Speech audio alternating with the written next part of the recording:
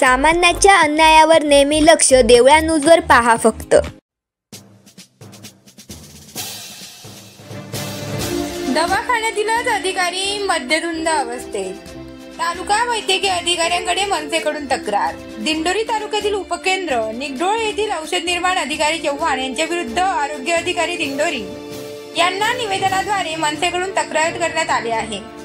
दिंडोरी तालुक्यातील निगडोळ येथे कार्यरत असलेले औषध निर्माण अधिकारी प्रमोद शिवाजी चव्हाण हे वारंवार ड्युटीवर असताना मद्यप्राशन करून कार्यरत असल्याचे दिसून येत आहे.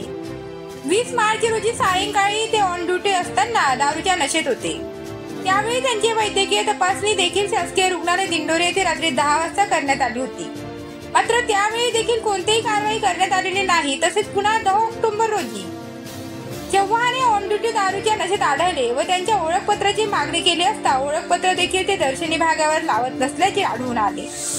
म्हणून प्रमोद चव्हाण यांच्यावर निलंबनाची कारवाई करण्याची मागणी महाराष्ट्र नवनिर्माण सेनेकडून करण्यात आली आहे.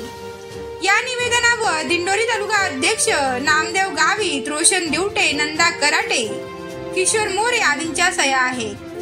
देवळा न्यूज प्रतिनिधी रोशन गव्हाणे, नाशिक.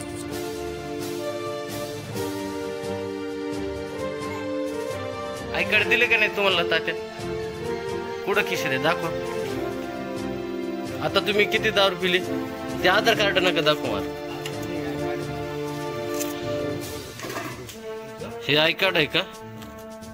कशा पद्धतीने दिलं?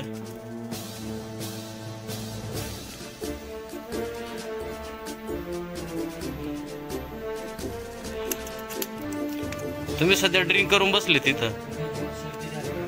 सर्दी कशीची? मला नेहमी मी तुमची माहिती घेतो. सात नवनवीन घडामोडी जाणून घेण्यासाठी आजच आमच्या देवळा न्यूज चॅनलला लाईक करा, शेअर करा आणि सबस्क्राईब करायला विसरू नका.